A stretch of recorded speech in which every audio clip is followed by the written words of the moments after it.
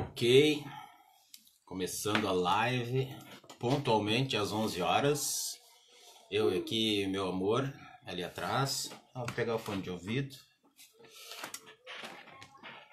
Porque tu olhou com cara de antipática e não cumprimentou. Bom dia, porque eu achei que não tinha começado. Oi, Aline.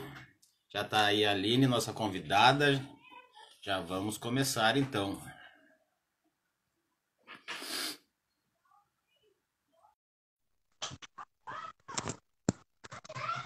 Marinalva, bom dia. Aline entrando. Oi. Tá sem som. Tem som? Agora tem. Tá. E aí? Tudo bem, querido? Tudo e tu? De verde da esperança? Verde na esperança. A gente tem esse compromisso, né, de trazer esperança, de trazer coisas boas para as pessoas e soluções. Eu acho que esse é o nosso papel nesse momento histórico, né, Paulo? Eu tô aprendendo a fazer isso, porque eu sou um bronquinha, né? Eu ligo a metralhadora e saio chutando o balde. Mas é um brabinho do bem, né? Pelo menos assim me reconhecem. Dá oi pra Aline aí, linda. E aí, bonitona? Oi, Fernanda, tudo Ah, bem? tu não tá ouvindo ela, Eu tá tô. dizendo oi, Fernanda, tudo bem? Tudo. Boa live pra vocês. Deu, já participou demais, né? Qualquer dia desse eu vou fazer uma live com ela. Ah, Vou convidar, né? Não sei se Ai, ela vai ótimo. aceitar. Um na frente do outro, ou os dois, ou Não, os vai ter que dois ser em outro ambiente, na senão. mesma... Não, só se a gente fizer Ah, uma entrevista, assim, senão vai dar eco. Mas em princípio é um em cada ambiente. Mas é tanto amor que a gente trabalha junto o dia todo, assim, né? sei como é que é. Aqui em casa funciona assim também. Aham. É bom, né? É bom. Trancou a conexão. Daqui a pouco volta, Aline. Eu tô com a cara inchada hoje. Bochechudo. Oi, voltou. Ó, o Upa tá aí com a gente, queixinho. Eu não sabia desse apelido. Aline, a tua conexão tá bem ruinzinha, né? Bom dia, Kleber, meu irmão. Tá trancando a tua conexão, Tá né? ruim? Tu tá no Puxa vida. 4G ou no Wi-Fi? Deixa eu ver aqui. Olha aí, ó. Opa. Aham. Bom dia, Upa.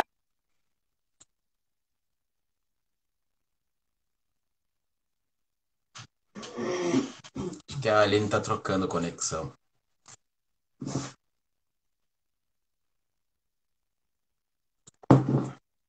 Lindo é tu, meu irmão. Esperar a Aline voltar. Enquanto isso, já vamos anunciando a live de segunda-feira sobre as perspectivas A Aline caiu, daqui a pouco ela volta. Vou falando aqui então. Perspectiva. Alguém me ligou aqui, desculpa. Deixa eu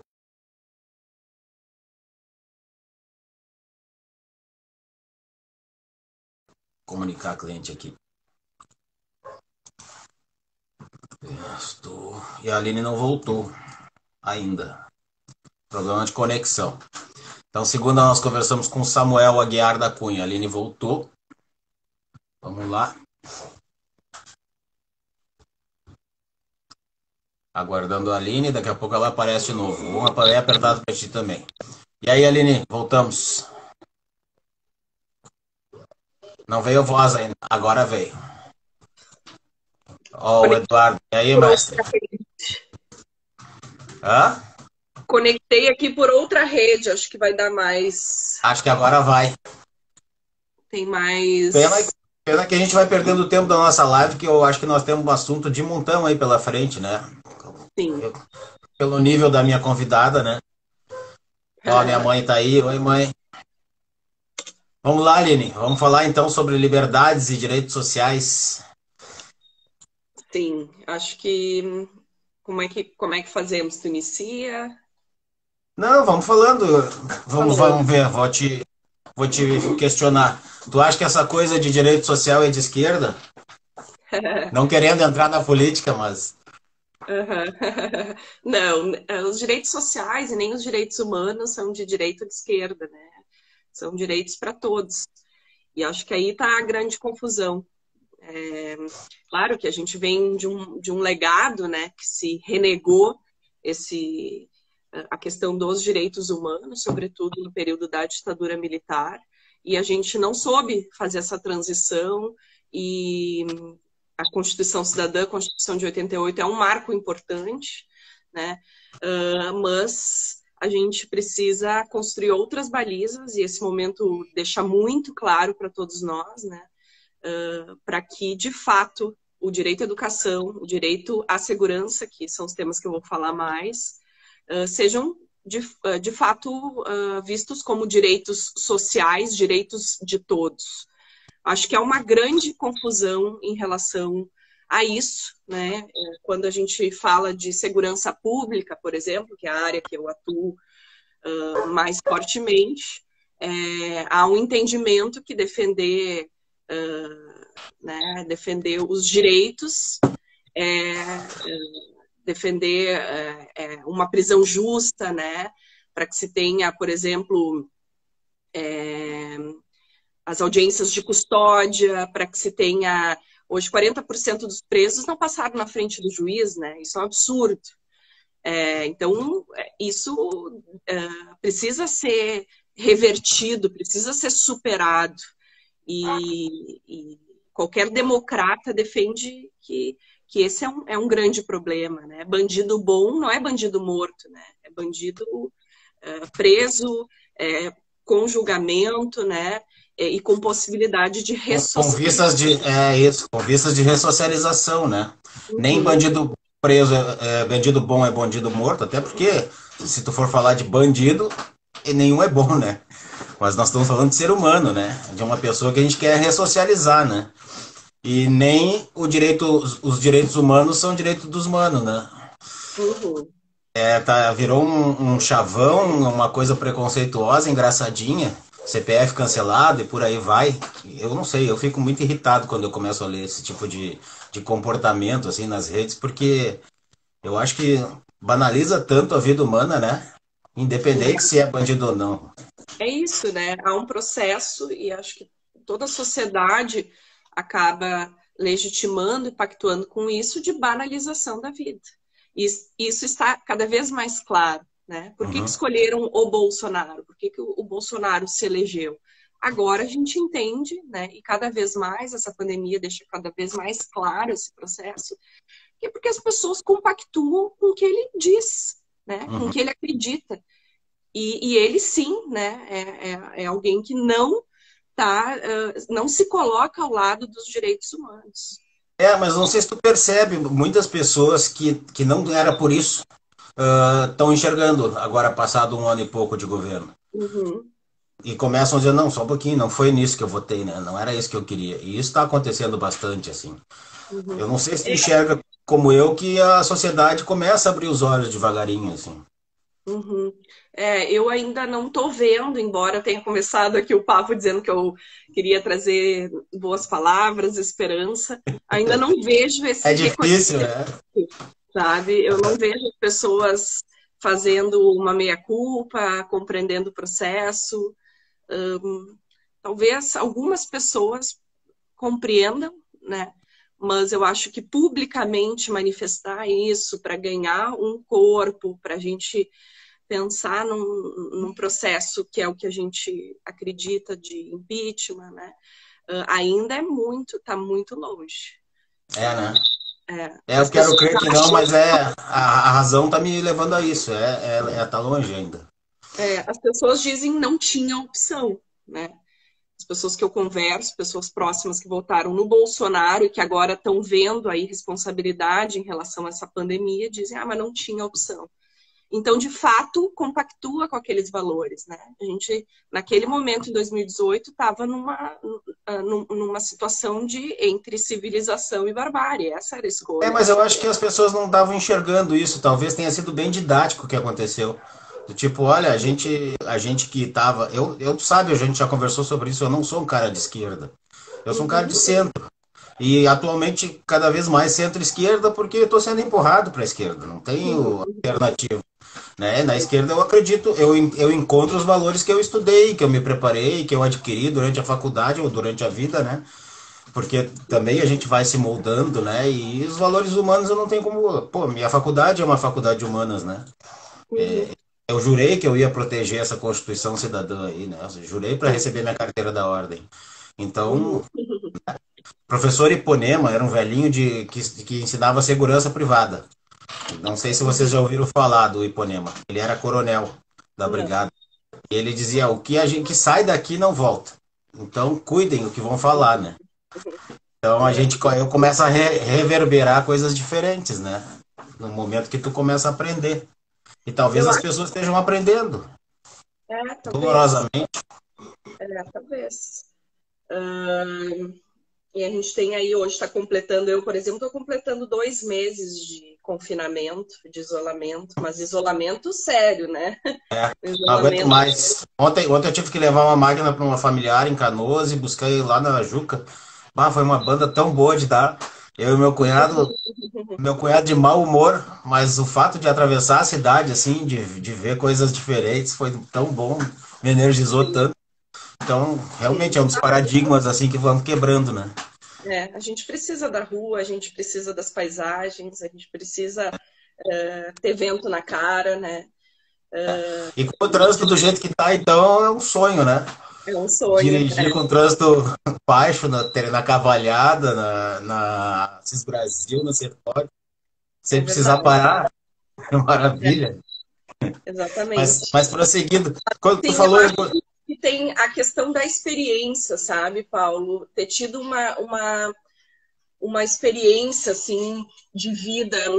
Por exemplo, aí falando um pouco da minha, né, da minha experiência, eu tive uma vivência, né, na periferia de Cachoeirinha. Morava em Porto Alegre, nasci em Novo Hamburgo, logo vim para Porto Alegre. E com 13 anos fui para Cachoeirinha, passei minha adolescência toda e só voltei quando ingressei na URGS, né? E foi um momento bem complicado, assim, economicamente para minha mãe. E a gente, então, viveu numa comunidade, né? Numa vila em Cachoeirinha, que é bem conhecida, inclusive, né? Que é a Grande Esperança. Então, por bastante tempo, assim, eu convivi com pessoas em situação de vulnerabilidade, né? Meus amigos, né? Participava do CTG, participava de um grupo de danças, enfim, convivi também com a morte, né? Com a questão dos homicídios, a violência doméstica também fazia parte. Talvez por isso eu tenha escolhido a área da segurança pública, né? sim, E então, assim, com certeza essa experiência de ter vivido na periferia com o diferente me traz empatia, né? É uma necessidade a empatia para eu ter uma socialização, sobreviver num espaço, sim.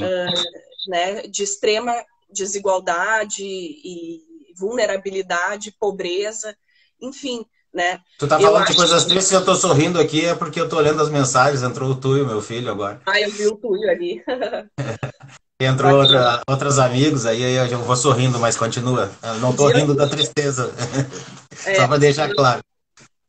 mas então, o fato de eu ter essa experiência com a periferia, né, e depois na universidade escolhi o curso de Ciências Sociais, né, minha formação também é na área das humanas, me trouxe esse compromisso, esse desejo de contribuir para a redução das desigualdades, né? Então, eu acho que também condiciona muito a questão da experiência, da formação, do lugar onde se vive, de onde se Sim, vem, né? Mas, por outro lado, tem aí o livro da Rosana Pinheiro Machado, O Amanhã Vai Ser Maior, que ela estuda ali os moradores da comunidade do Morro da Cruz. Ela explica muito bem por que as pessoas da periferia votaram no Bolsonaro, né? Muitas das suas queixas, das suas necessidades, anseios não foram atendidos, né? E o vizinho ao lado era atendido, né? Então, assim, e talvez precisasse menos do que eu. Então, é complexa, né? É um fenômeno complexo que orienta, né, o nosso posicionamento dentro do espectro político-ideológico, que orienta o nosso voto. É um sistema complexo dentro de uma sociedade simplista, tu acha que pode ser assim? Dentro de uma sociedade despolitizada, dentro de uma sociedade que não conseguiu superar as tragédias e elaborar o que foi a questão da ditadura militar. A área da segurança, por exemplo, é super afetada, né, em relação a isso, as polícias militares, com toda a lógica que existe, né? E há um pleito fundamental na segurança pública, e o Luiz Eduardo Soares, que é um dos maiores da nossa área, que escreveu o roteiro do Tropa de Elite, enfim, que é do Rio de Janeiro, né, fala em desmilitarização da segurança pública, né, desmilitarização das polícias. Inclusive, acho que é o último livro dele, ou o penúltimo livro dele, né. Será que isso é possível, Aline? Teria que ter mudanças constitucionais, né? Para que isso... Pois é, e dentro disso que eu queria falar contigo também. A Constituição nova... Paulo Dias, tudo bom, meu irmão? Advogado, grande advogado trabalhista. A Constituição nova, ela veio como um contraponto ao sistema ditatorial que a gente vivia, certo? Então, ela, de certa forma, ela tem uma majoração dos direitos sociais, uma majoração das liberdades, né? Sim. Para fazer contraste com o que a gente vivia. Então, tu acha que pode ser uma onda que chegou e daqui a pouco ela vai ter que voltar um pouquinho? Uma onda que chegou em que sentido, tu diz? No sentido de, eventualmente, eu não quero usar o termo exagerar, eu acho pesado, mas eventualmente isso, né? Ter feito um contraponto muito forte, severo, ou daqui a pouco a gente não estava preparado para isso e ainda nós vamos chegar a atender a Constituição Cidadã, que não é atendida ainda. A gente não pode arredar o pé, né? E tem que reforçar a Constituição. Acho que isso está em jogo hoje também, né? Foi construída, né, uma sociedade construiu, né, o campo progressista construiu, legitimou e continua legitimando essa Constituição, né? Não acho que a gente tenha que arredar o pé, bem pelo contrário, mas acho que a gente precisa reconstruir a linguagem, reconstruir as relações, né, e trazer aí com a grande mídia, as redes sociais, né, democratizaram com certeza o conhecimento, né, mas a gente precisa construir uma outra pactuação com as grandes mídias, construir outras... Era nesse ponto que eu queria falar, porque hoje tu vê o contraponto das pessoas, ele ataca os direitos que são deles mesmos, né, um constante tiro no pé, aqueles que têm muita raiva do que não está funcionando, né, mas querem destruir, e aí destrói junto o que funciona, né? Sim. O progresso que a gente teve, talvez, é esse ponto que eu quero chegar. E por isso eu usei um exemplo tão drástico. Será que nós teríamos que diminuir direitos? Mas é essa visão que a gente tá recebendo, né? Então, nesse sentido que eu queria chegar, assim, de a gente aprender, então daqui para voltar um passo para reaprender e não para destruir, né? Eu acho que a gente tem que aprofundar o acesso à garantia dos direitos.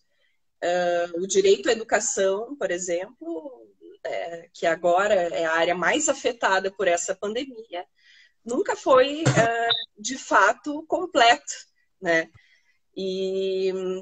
Tão cedo não vai ser, né? O que a gente vê são medidas que não conseguem avançar e estão retrocedendo conquistas anteriores.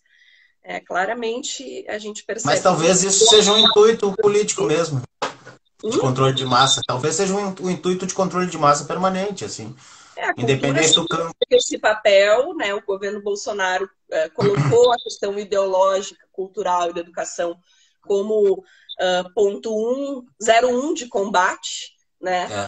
Então é sobre isso que a gente precisa avançar. E ele tem um talento muito bom para escolher pessoas para destruir, né, a cultura. Temos que elogiar isso dele, né? Ele sabe fazer isso. Exatamente. Ele está cumprindo o que prometeu, né? Destruir mesmo.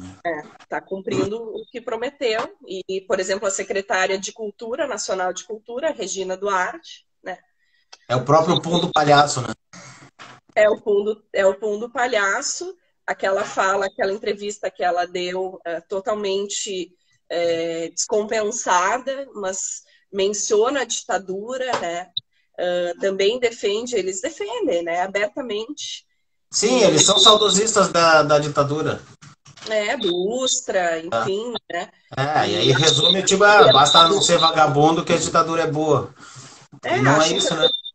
Acham que a tortura é um caminho, que a repressão é um caminho, né? Que é o contrário do que a gente está debatendo aqui, né? Que a gente acha que a prevenção é o caminho, que a liberdade que é o caminho, né? E isso não quer dizer que se seja comunista ou de esquerda, né? Sim. Isso é se alinhar, né, a uma agenda progressista ligada à Constituição Federal, a Constituição Cidadã de 88. Nada mais do que isso, né? Acho que a gente tem. Mas eu acho que a gente como sobrevivente disso, né? Tu é mais nova que eu, mas eu vivi um pouco dessa época da ditadura aí, né? O finalzinho da ditadura nos 70 ali.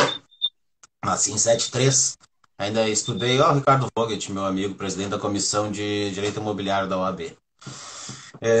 Um abraço, Ricardo. Eu vivi um pouco disso, educação moral e cívica e tal, e realmente havia naquela época uma certa poesia nisso tudo, sabe?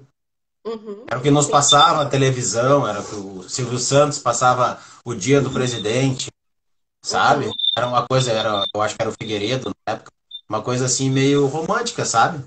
Sim. Então eu compreendo as pessoas nesse sentido, assim. Sim, eu acho que tem uma ideia também de que era mais seguro, havia segurança pública, havia possibilidade. Era, né? Porque alguns problemas sociais foram agravando. Agravaria também, eu acho, se as pessoas eram militares. Porque as pessoas eram silenciadas, porque havia muita repressão. Mais isso. E ninguém ficava sabendo, né? Criou uma maquiagem, né, que convinha para alguns grupos, para algumas classes. E acho que é disso que se trata, né? E como é fácil, né? Como é arriscado de voltar, né? Quando é que a gente ia imaginar que a gente ia ver alguém do governo mandando um repórter calar a boca de novo, né? Exatamente. Como a gente viu o Newton Cruz fazendo, né? Exatamente. Um absurdo, é uma coisa meio assustadora até. Mas eu vejo também que acomete muito essa estupidez e essa censura aos jornalistas com as jornalistas mulheres. E a gente também acaba reproduzindo, traz isso nessas notícias, mas não elabora para pensar a questão de gênero também, né? Eu acho que eu como não sou afetado diretamente por este problema, eu tenho uma certa dificuldade. Eu acho que a sociedade toda machista tem uma dificuldade de perceber melhor esse problema do gênero. Não, então eu queria mesmo que tu falasse sobre isso. Eu acho que o governo federal, e hoje com o Bolsonaro, ele só agudiza a sua estupidez, né, e violência contra as mulheres quando estampa, né, quando produz alguma dessas violências contra as jornalistas. Em geral, é isso, são mulheres, né? E a gente reproduz e acaba também reforçando essa lógica, sem perceber, se a gente não problematiza, sabe? E acaba que a gente não, inconscientemente, legitima, mesmo achando errado, tu entende? Eu nem tinha visto que esse cala-boca era contra uma mulher, eu realmente não percebi isso. Em geral, são as mulheres, né? São as mulheres que ele manda calar a boca ou manda tomar no, né? E assim, é isso, né? Várias violências que se sobrepõem, mas é a Geni que toma pedra, né? Novamente, é a Geni que toma pedra. Mas há uma naturalização em relação a isso, bem clara, né? E para mim uma reprodução quando se compartilha sem uma reflexão maior. Portanto, não há um avanço para a desconstrução desse tipo de prática. Entendi. É assim que eu penso, né? Bom, estouramos os feminicídios no Brasil, estouramos os feminicídios no Rio Grande do Sul, né, Paulo? Ontem estava ali o vice-governador e secretário de Segurança, o Ranolfo Vieira Júnior, trazendo os dados, né? No mês de abril, aumentou em mais de 60% os números de feminicídios. Olhando os números absolutos, saímos de 6 para 10 feminicídios, com redução das notificações, dos registros, no âmbito da Lei Maria da Penha, de violência física e de outras violências. Quer dizer, há uma subnotificação muito grande, né? Poucas chances de prevenção nesse momento, porque o Estado não conhece os casos. Todas as mulheres que morreram não tinham acionado a política, portanto, a polícia, portanto, não tinham medida protetiva, não tinham a Patrulha Maria da Penha, não tinham proteção. Isso é importante tu tocar, porque a gente pensa que está pronto para uma vida virtual, nós do direito, pelo menos, a gente está se preparando para fazer audiências, teleaudiências, né? Estamos falando até em audiências de instrução, olha o perigo disso, né? Perdão, telefonaram. Audiência de instrução à distância e tal, mas a população não tem esse acesso. E nós, quando vamos fazer, por exemplo, um registro de ocorrência online, também encontra dificuldades, né? Do próprio sistema. O sistema recusa muita coisa, ele manda tu ir pessoalmente na delegacia, aí tu tem dificuldade nesse momento de pandemia de ir na delegacia. Sim. E se tu tá sofrendo uma violência doméstica, imagino que mais difícil ainda seja sair de casa para isso, né? Até agora dá para fazer online, pela delegacia online, né? Há essa possibilidade de fazer, e alguns outros registros também, por conta da quarentena, do isolamento, né, do confinamento. Mas não se tem acesso a computador, né? A internet também é um problema. A internet é uma porcaria. Nós começamos aqui, eu com um recurso muito bom de internet, com problemas de conexão. Caro, né? Tem que pagar caro que nem eu para ter internet. Exatamente. Tu imagina, né, as pessoas que não tem, podem abrir num mês com um pacote que tem 2 vídeos de 15 minutos, né? Então, assim, tá não vão buscar. Então, de novo, né, é um momento de construção, inclusive com a política armamentista, né? Sim, com essa propaganda de armamentismo. Não só a propaganda, mas em políticas que foram aprovadas, né? Sim. De flexibilização da posse e do porte de armas, mesmo que para a população CAC, de colecionadores, atiradores, né? E caçadores, mas atinge toda a população. É uma porta de entrada, né? É uma porta de entrada. Exatamente. É uma porta de entrada, e a gente que estuda essa área sabe que as armas nascem nas mãos do cidadão de bem, né? E caem na criminalidade. Falou isso, essa semana eu recebi o título de cidadão do bem pela Febrabom. Deram de presente surpresa, foi muito legal. Merecido. Eu fiquei super feliz. Tu faz muitas pontes, né? E dialoga com as pessoas justamente pela tua capacidade, né? De flexibilizar o olhar, né? De ponderar as coisas. Muito merecido. Eu tento isso. Porque é tanta gente boa perto de mim que eu sou obrigado a fazer isso, né?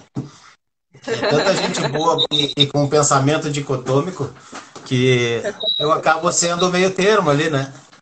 Outra, né? A minha mãe dando coraçãozinho pelos elogios. A mãe é minha fã, né? Eu tenho quase 20 anos. A mãe que influencia essa tua abertura, né? Ela conhece. Eu fui vendedor quase 20 anos, né?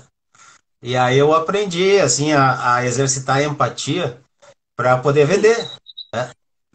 Quer dizer, eu não vendia, eu estava ali e acabava as vendas entrando naturalmente, assim. Eu sempre fui um fidelizador, né? E eu acho que essa educação aí acabou me ajudando bastante nesse momento da minha vida, sabe? É aquilo que mas não é de... da experiência, não é de mim, né, Paulo? As experiências que vão nos constituindo, que vão nos enriquecendo. Eu falei com o Samuel esses dias, um entrevistado aqui, o batedor de papo comigo, que o diabo é temido porque é velho, né? E a gente vai ganhando experiência, né? Vai ficando cheio dos macetes, né? Sim, no caso, eu não quero ser comparado ao diabo, mas é só uma expressão popular mesmo. Mas nós falamos do cidadão de bem. Tem uma diferença bem importante, que é a da experiência e a da vivência. Sim. A vivência é o passar do tempo, é aquilo que vai acumulando, né, no dia a dia. A experiência, ela requer reflexão, né? Não só viver, é o acúmulo do viver com a reflexão.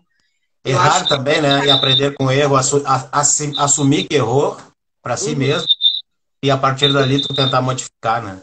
Mas o que eu estava te dizendo ali, que aparece, né, no símbolo das jornalistas, né, que os indicadores de feminicídios, que é essa violência que mata mulher por ser mulher, né, pela arma dentro de casa, em geral dentro de casa, nas residências, por parceiros ou ex-parceiros, né, a política de armas, de flexibilização da posse e do porte de armas, que resultou em mais armamento dentro de casa.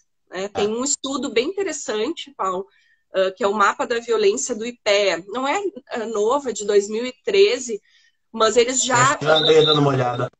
Eles já demonstravam que, embora com o Estatuto do Desarmamento tenha se freado a corrida armamentista e a proporção de homicídios, né, de assassinatos com arma de fogo, a partir ali de 2003, se mantém, né? Dentro das residências aumentou e continuou aumentando a proporção, né, de mortes por violência dentro de casas com arma de fogo. Então, assim, é um fator de risco muito grande, né? A arma de fogo é responsável aí por mais de 70% dos homicídios brasileiros, e a gente está falando de mais 60 mil homicídios por ano, né? Em torno de 5 mil homicídios de mulheres, e aí entra feminicídio, né? A lei de feminicídio é muito nova. É que a gente fala agora com a pandemia, a gente pôde perceber isso, a gente fala nesses números e eles não nos alardam, né? Mas se tu colocar a foto da pessoa na frente, a gente consegue enxergar o que é isso. A gente está apavorado com 10 mil mortes da pandemia no Brasil. 60 mil homicídios por ano. 13 mil mortes. 13 já, né? Eu parei no anteontem. 2 meses, 13 mil mortes, né? Não, mas eu tô falando assim, em comparação de números, 60 mil é demais. A gripezinha vai matar mais do que mata por homicídio no Brasil, que o Brasil é o campeão mundial de homicídios, né? Tem uma lógica na América Latina que, obviamente, a gente tem 8% da população global e 38% dos homicídios. Quer dizer, tem um problema de violência letal na nossa região, né? E isso também vai ser, sobretudo no Brasil, os outros tomaram medidas muito mais drásticas, a Argentina, por exemplo, muito mais eficiente, efetiva, mas vai... Sim, nós temos exemplos próximos aqui de eficiência no combate à violência. Tem previsão de 100 mil mortes, né, com a gripezinha do Covid-19, né? Nossa. Então, assim, realmente é muito sério. Mas falando em banalização da vida, que era aquilo que tu dizia no início, né? Que acomete muito, né, as mulheres, né? E vários outros grupos, as juventudes negras das periferias, os indígenas, né? Enfim. Mas o que eu tenho percebido, assim, sobretudo acompanhando o meu filho em diálogos pela internet, na aula, em matérias e falas de alguns políticos, enfim, a questão de que, mas a pessoa já ia morrer mesmo, né? Olha a idade dela. Há aí um processo, que era o que tu dizia, né? A gente precisa ampliar os direitos, né? Ou o que a gente tem que fazer, né? Então, há aí, com essa fala, com essa representação, a criação de uma realidade ainda muito pior em relação à banalização da vida. Quer dizer, umas valem, outras não, né? Sim. Os velhos valem menos do que os outros, né? Quer dizer, os velhos podem morrer, né? Não interessa os 60 mil olhar vidas atrás desses números, porque quem morre, Paulo, é o jovem negro das periferias, né? Que não tem escolaridade, que não está na escola, né? Quer dizer, então, assim, há uma seletividade do sistema penal nesse processo como um todo. É que esses jovens aí não morrem, né, Aline? Eles têm o CPF cancelado, né? É, o Eles não CPF. morrem, eles têm com a CPF cancelado. Isso aí é gente que a gente não quer ver, né? Mas que com a pandemia trouxe mais visibilidade, né? Acho que achavam que não, né? Mas hoje nós sabemos aí que temos quase 100 milhões, né, de brasileiros numa situação muito precária do ponto de vista de trabalho e renda, e que precisa de uma renda mínima, né? Como temos aí exemplo de vários países que conseguiram reverter e reconstruir o seu tecido social com o Mas estado de nós não vamos, renda nós estamos mínima. caminhando na contramão. Com essas reformas todas que nós tivemos aí, principalmente as trabalhistas, e continuam acontecendo, cada MP a gente tem que revisar cada vírgula para ver se não entrou algum direito trabalhista a menos, né? Uhum. A consequência imediata é tu ter menos dinheiro circulando no mercado e cada vez mais a periferia ficando na periferia, sendo mais periférica ainda, né, digamos assim. Então a economia da periferia ela vai ser interna e de bico, né? Uhum. Tipo, o cara fica desempregado, o eletricista vai mora na Coab, ele vai atender a Coab e tal, e vai criar uma outra economia ali, mas que não é oficial, que não Uhum. sai dali e que não é suficiente também. E isso Sim. mata o mercado de capital, o mercado de consumo, né? Mata o mercado de consumo. Então o Uhum. empresário combate a si mesmo. É uma lógica doida no Brasil, mas a tendência é aprofundar isso aí, essa desigualdade social. Sim, sem dúvida, a tendência é aprofundar, né? O financiamento da educação básica, o Fundeb lá vai ficar completamente, e aí entrando mais no tema da educação também, tangenciando, vai ficar afetado pelo menor recolhimento de ICMS, né? Isso já vai ser um impacto direto, acho que também precisa ser uma preocupação nossa. Enfim, acho que são muitas áreas afetadas, mas eu também acho, sabe, Paulo, que precisa ser construída uma nova economia, sabe? Uma economia mais colaborativa, mais criativa, mais próxima, sabe? Não tão difusa, que hoje nos mostra que foi um dos motivos do aprofundamento, né, da crise e que vai ser muito complicado de forma isolada sobreviver, né? Mas eu acho que tem aí vários exemplos, né, na periferia, inclusive de criação de moeda própria, Ah, é? enfim. Sim, tem várias aqui no Eu acho que eu já vi alguma coisa. Rubem Berta tem uma moeda, né, própria, foi Vi alguma coisa do Pila, eu acho que foi Caxias, Bento, alguma coisa assim. tem algumas comunidades que já têm suas moedas próprias, né? Mas é isso, precisamos também ter diagnósticos das comunidades e saber como é que se constrói, né, uma economia criativa numa região menor, enfim, saber tudo que se tem de recurso que cada pessoa oferece para construir possibilidades e Pois é, mas tu alternativas. vê, por um lado, tá, é uma economia criativa, reativa até, né? Mas por outro lado, parece tão medieval isso, né? De Uhum. cada reino ter a sua moeda e, enfim, parece que a gente está se Eu acho enclausurando mais. medieval a questão do capitalismo financeiro, assim, né? Essa coisa de tu ter dinheiro que tu não tem, né? E que os mercados que controlam e o reflexo disso. Especulação, é um jogo de poucos, né? Exatamente. E a gente sabe os reflexos disso, né? Dessa exacerbação desse modelo de capitalismo colocado. Eu não questiono o capitalismo, mas o modelo de capitalismo O colocado capitalismo é bom, é o capitalismo selvagem que é ruim. E não é uma coisa nova. nos leva a essa pobreza E geral, aí, né? não é novo, mas tu vê, passado, quando é que o Titãs fez a música do capitalismo selvagem? Faz uns 20, mais de 20 anos, né? Ou por aí. Vamos olhar É. aqui. Ah, tá. Enquanto tu olha, eu vou desenvolvendo. É, Isso é e, bacana, né, e Paulo? nós. Hã? O que tu falou? Quem utilizou pela primeira vez o conceito de capitalismo selvagem foi o Karl Marx, em O Nossa, Capital. nossa sim.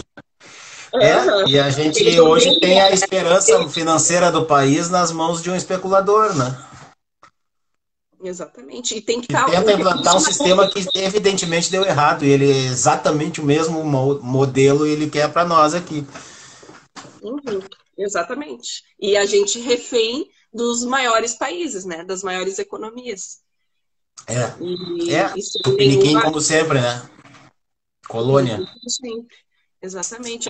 A gente assinou recentemente também algum acordo internacional alinhado com os Estados Unidos, né? Para não receber algum recurso.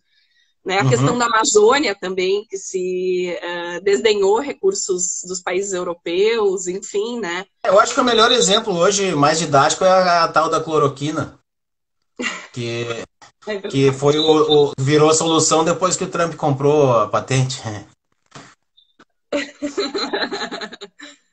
E aí tá matando, é um troço que mata a gente, que não cura, mas que segue sendo batalhado como uma política oficial nossa, do Tupiniquim aqui, né? Nos Estados Unidos já não tem mais isso, né? A música Homem Primata, ó, do Titãs, foi lançada em 1986. 86, 96, 2006, 2016. Mais de 30 anos. Mais de 30 anos. Início da redemocratização. Sim. A UPA já é mais radical, ele acha que todo capitalismo é selvagem. É isso, né? E o Paulo Dias concorda com o nosso raciocínio do especulador na nossa economia. Mas eu acho o seguinte, Aline, nós vamos ter muito mais trabalho ainda, né? Se por um lado é bom, porque nos mantém vivos e crescendo, mas por outro lado é cansativo, né? É cansativo. Tu leste a carta ontem que a gente enviou ao governador, publicamos no Brasil de Fato? Não, eu acompanhei um pouco dos debates, mas ainda não li a carta, não. Vou ler. A gente, então, publicou essa carta, né, pela Associação Mães e Pais pela Democracia. Que se conversou na reunião de anteontem, né? Isso. Eu dormi no meio da reunião, Aline. Eu tava tão cansado que eu deitei para assistir a reunião e fui embora. A gente tem feito essas rodadas de reuniões, de pesquisa. Sim, é ótimo. E também monitorando os diálogos que acontecem nos grupos para a gente se posicionar de uma forma mais abrangente, mais assertiva. Sim, então, e democrática, né? E democrática. Com as opiniões sendo respeitadas e também com as discordâncias. Isso, e assim a gente vê essa harmonia na reunião, assim, eu acho muito legal isso. Assim como tu é de centro, tem outros de direita, né? Não, o que eu acho legal é que isso, às vezes, prepondera o tom da esquerda nas nossas reuniões presenciais, né? Que aconteciam, mas sempre a opinião divergente era respeitada e ouvida. No sentido de, vamos tentar absorver essa ideia. E muitas vezes a gente percebia que era a mesma ideia. Sim. Sobre um espectro diferente. E tem pontos em comum que a gente precisa unir e construir um elo potente. Então, e a associação tem protagonizado, por conta desse capital político, né, e por conta de trabalhar com a pluralidade, tem produzido um papel aí importante na sociedade gaúcha, porto-alegrense. Então, muito assim, importante. A gente foi a primeira organização que pediu pela suspensão das aulas no Rio Grande do Sul. E uma das primeiras no Brasil. A gente fez esse Nós temos resultados concretos, né? Exatamente.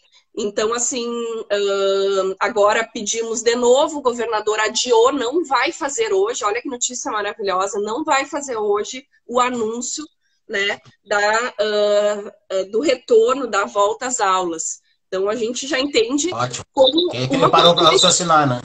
A gente quer uma reunião com o governador, quer uma reunião com o vice-governador, com o secretário, com a secretária adjunta de educação, porque a gente quer, olhando as evidências, como eles têm trabalhado, com indicadores, né, com base científica, com a universidade, a gente quer entender como, né, poderia, nesse momento, uma volta às aulas segura que prezasse pelas vidas, né?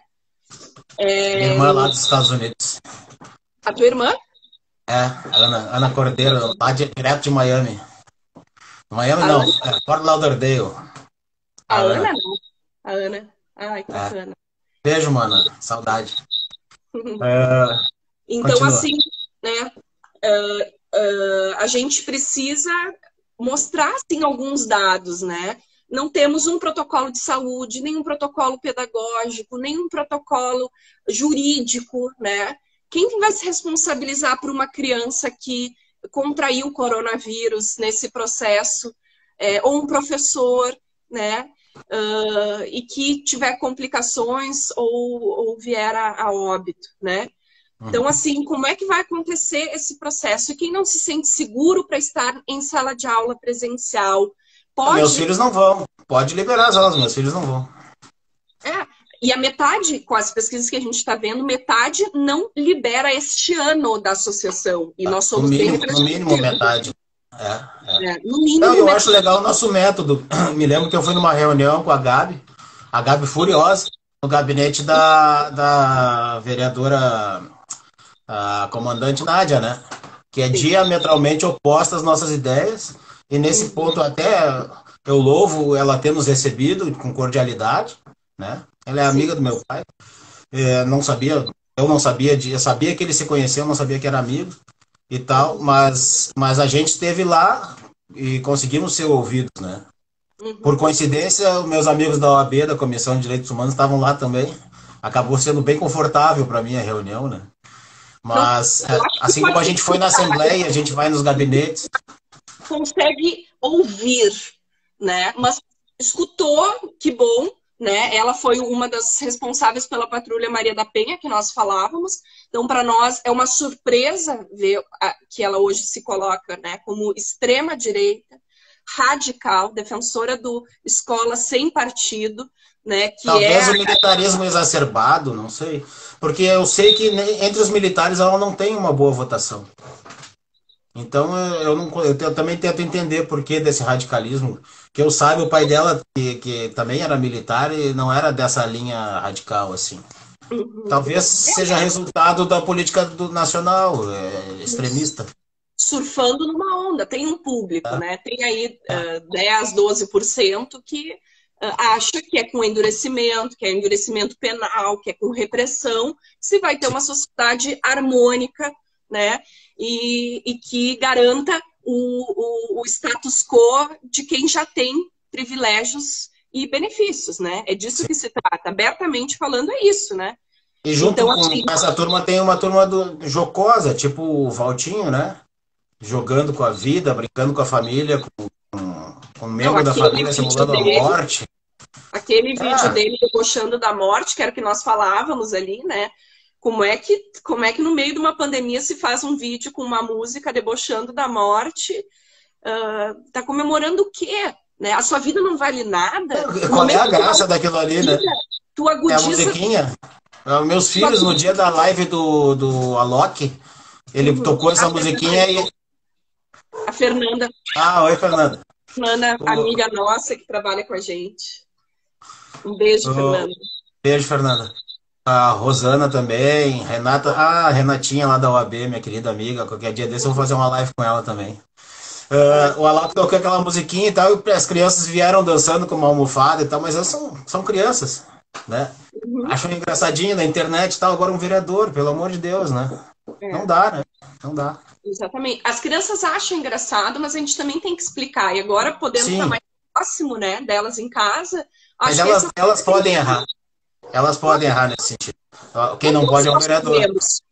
O Walter também pode errar, mas isso não diminui o que ele já mostrou pra gente. Que a vida não vale nada. Não, mas acho que nesse ponto aí ele não pode. Ele tem uma função didática, ele não pode errar nesse ponto. A esse ponto ele não pode chegar. Não poderia, né? Não poderia. Mas se o próprio presidente fala, e daí com as mortes, eu não sou coveiro, né? Então, nós viramos um mimimi, né? Quem é do direito social virou mimimi. Absurdo, né? Absurdo. Mas essa onda vai passar, Paulo. Essa onda vai passar. Esse é um momento escuro, tenso, duro, né? Vai passar. E acho que a gente está experienciando com as famílias dentro de casa também, né? Mais diálogo, mais tempo para conversar.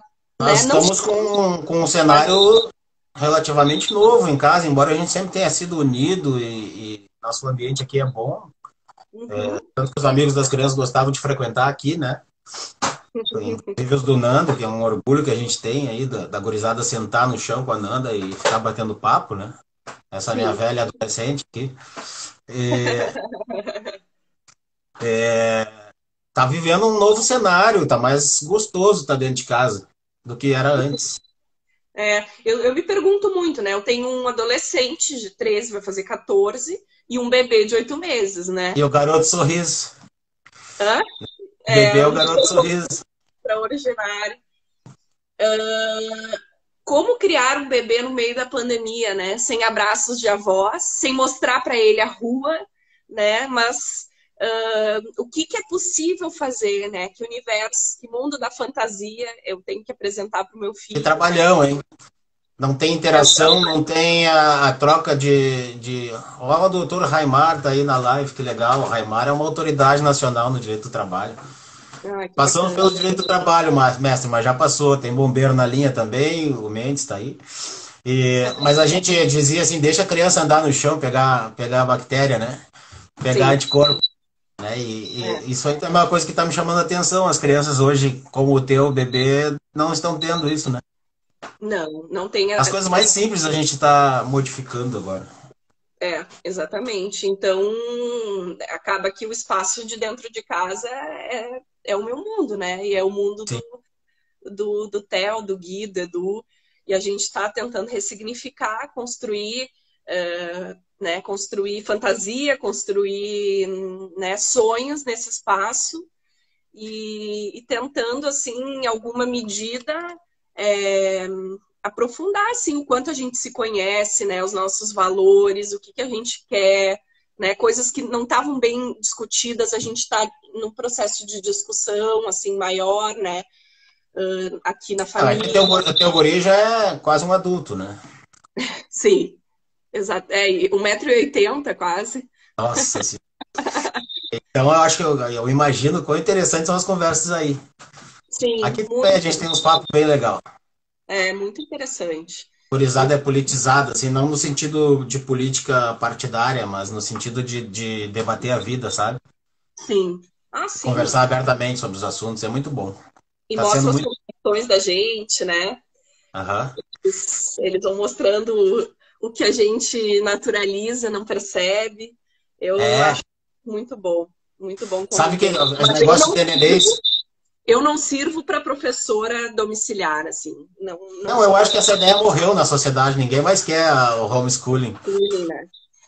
Não, agora os caras que queriam mais não querem mais, né? Não, pelo amor de Deus. Porque realmente trabalhar com criança gritando e... Né? Não, mas tu imagina, se a gente tem dificuldade de trabalhar em casa, de se adaptar a um ambiente novo, enfim... Imagina a criança. Para mim tem essa questão de ir para a escola, tem tipo uma chavinha que liga e desliga, né? Tá, vou para a escola, é um momento de obrigação. Agora em casa o teu cérebro tá ligado no descanso, no lazer, na brincadeira, no amor, e não em estudar e trabalhar, né? Então é uma reeducação mesmo. E acho que é fundamental estudar, né? Estudar em casa, ter um ambiente propício, poucos podem ter, né? Uma parcela mínima da sociedade, e a gente tem consciência disso, mas mesmo nas condições ideais aqui, dá problema na internet, tem conteúdos que eu não sei explicar para o meu filho, a quantidade de conteúdos que eu tenho que explicar extrapolam o tempo. O colégio das crianças está sendo despejado tarefa, mas não tem ninguém ensinando, né? Então tem que eu e a Nanda se lembrar de como é que a coisa era, muita coisa a gente não lembra mais. Né? Faz muita falta a pedagogia, o professor, a sala de aula, essa socialização que acontece, né? Esse corpo a corpo. Mas, enfim, eu acho assim, também agora a gente pode, em alguma medida, não ficar mais como muitos ficavam acusando os professores, né, de doutrinadores, enfim. Então, agora, dá para enxergar uma outra realidade, né? Agora dialoga com seu filho, tenha tempo para seu filho, explica. Mas será que essa parcela... Será que essa parcela mais radical da população vai conseguir aprender com isso? Esperamos. Temos trabalho, Raimar. Raimar é outro camarada aí de muita consciência humana. É isso, que papel que a gente tem, né, Paulo? Olha a live que a gente está fazendo, tentando construir diálogo com as pessoas. Aliás, os guris aqui são fãs das lives, né? Eles dão o maior apoio. Que legal. Queriam que eu fosse político, eu fora. Especialistas em vídeos. É, Aham. temos que nos encaminhar pro final, minha querida. Falta 5 minutinhos para cair. Ah, tá. Daí cai mesmo, cai geral. Cai, quem derruba é o próprio Insta. Bom, falando em direito social, em liberdade, né? A gente que está na Associação Mães e Pais pela Democracia tem defendido muito fortemente a liberdade de aprender, de ensinar, né? Que são direitos constitucionais ligados a esse direito social, à educação, é, liberdade de cátedra, pluralidade de ideias. Portanto, nós somos contrários, né? A escola sem partido e todo o processo que gera aí um patrulhamento ideológico, que exclui, né, e que interfere num clima positivo de aprender e ensinar. Então, nesse sentido, né, Me ocorreu uma coisinha agora, que essa questão da escola sem partido, para mim tá parecendo que nem a questão da bandeira verde e amarelo, de se vestir de verde e amarelo. Porque, na verdade, o que nós queremos também é uma escola sem partido. Só que não é o que está sendo defendido com esse nome. O nome é ótimo. Nos furtaram o nome, como nos furtaram a roupa verde e amarela. O nome é ótimo, mas só que não é o que É mentira. É mentira, exatamente, porque quando a gente recebeu na frente do Colégio Marista Rosário vários políticos, né, Fazendo panfletagem apócrifa. Com um panfleto apócrifo dizendo que a escola e o professor, enfim, daquele enredo era doutrinador, né, e dizendo que não